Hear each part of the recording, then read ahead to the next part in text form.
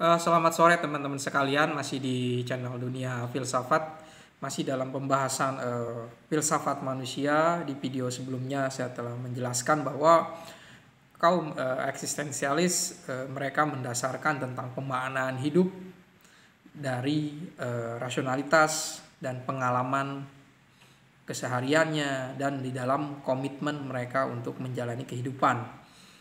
Nah, jadi ada yang kontras dengan pernyataan para sufisme yang menyatakan bahwa sebenarnya manusia ketika lahir ke dunia ini mereka sebenarnya memilih untuk menjadi sesuatu. Ya, ini sesuatu sudut pandang yang berbeda lagi.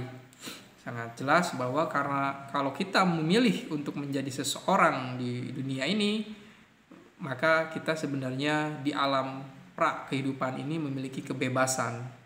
Dan tentu saja yang memberikan kebebasan itu yang absolut atau Tuhan itu sebenarnya memberikan kita pilihan untuk menjadi seseorang. Sehingga saya menjadi seorang seperti ini ya, ini karena pilihan saya itu, karena mungkin ini udah karma saya sebagai seperti ini, pilihan saya seperti ini, karma sebagai suatu kehendak gitu kan. Ini sebenarnya maka fondasi dari pemahaman mengenai faktisitas itu berbeda dengan para eksistensialis misalnya Kierkegaard, Sartre, dan walaupun pada akhirnya harus mengafirmasi kehidupan. Nah, di sini metode dari para rasionalis eksistensialis ini ya tentu saja dengan refleksi pemahaman tentang realitas kehidupan kita dan menyadari bahwa kita mengada di dunia untuk hidup, menggali makna hidup ya, dengan seperti itulah yang dilakukan oleh para eksistensialis. Dan metode dari para sufisme tentu saja dengan pengalaman yang tentu saja bukan hanya pengalaman keseharian biasa, tapi berusaha untuk menghadirkan suatu kehadiran ilahiyah sehingga Tuhan melimpahkan pengetahuan yang bersifat ilahiyah tersebut. Jadi persoalan metode, tentu saja metode dan metodologi ini tidak bisa dipertentangkan juga, maka harus dihayati juga bagaimana kita ingin memahami tentang pemaknaan mengenai seorang eksistensialis yang bersifat seperti barat ya, kita menjalani ya, kita memikirkannya, merefleksikannya. Begitu juga ketika kita ingin memahami tentang pendapat dari kaum sufisme tentang pemahaman mengenai kehidupan kita di dunia, ya tentu saja mereka memiliki metode dan metodologi tersendiri gitu kan. Ya, kajian epistemologinya juga kan berbeda antara epistemologi Huduri dan Husuli atau knowledge by present and knowledge by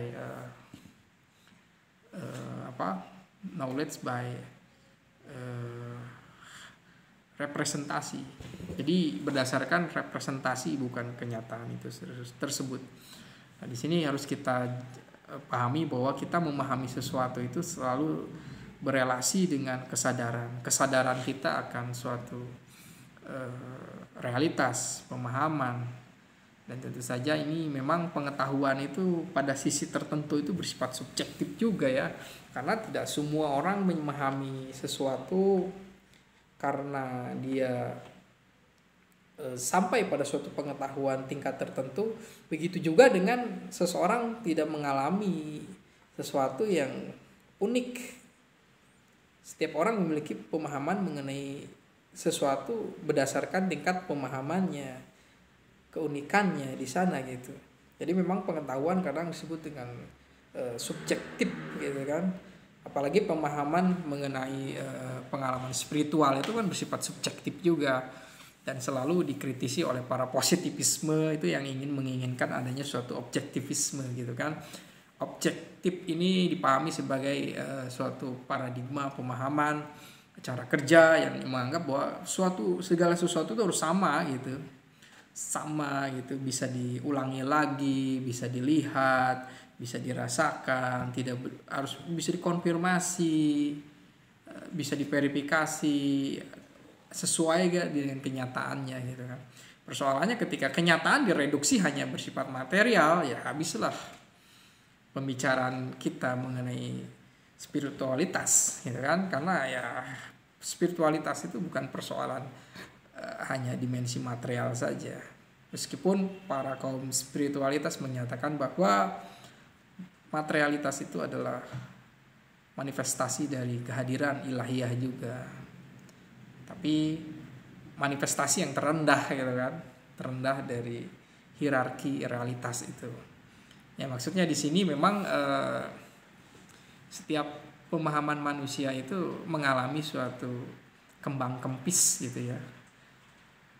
Kenapa kita concern kepada suatu kajian tentang sesuatu, misalnya tentang praktisitas ini, lalu besoknya kita tenggelam dengan keseharian kita di dalam kehidupan, bicara soal uang, pekerjaan, lagi itu ya karena kesadaran kita atau relasi kita, kesadaran kita relasi terhadap sesuatu itu mengalami kembang kempis juga ya. Tapi bukan berarti tidak ada di dalam diri kita. Begitu juga bisa kita memikirkan tentang Tuhan gitu kan. Pada suatu hari kita setiap hari itu selalu memikirkan Tuhan. Nggak tahu Tuhan memikirkan kita atau tidak. Pasti kita ada di dalam pikiran Tuhan. Kalau kita tidak ada di dalam pikiran Tuhan, maka di dalam Tuhan itu ada kekosongan, itu mustahil juga. Pada satu hari kita memikirkan mengenai Tuhan, tapi hari esoknya kita lupa gitu kan. Bukan lupa ya, tidak terlalu memfokuskan, tidak terlalu penting memikirkan itu ada kembang kempis gitu kan. Kita dalam hal apapun gitu, kita ada concern, lalu kita konsentrasi, lalu besoknya tidak konsentrasi. Memang teori kembang kempis ini penting juga untuk menjelaskan mengenai epistemologi, memahami tentang pengalaman beragama juga ya. Kita pada satu keadaan misalnya sangat senang ingin beribadah gitu kan,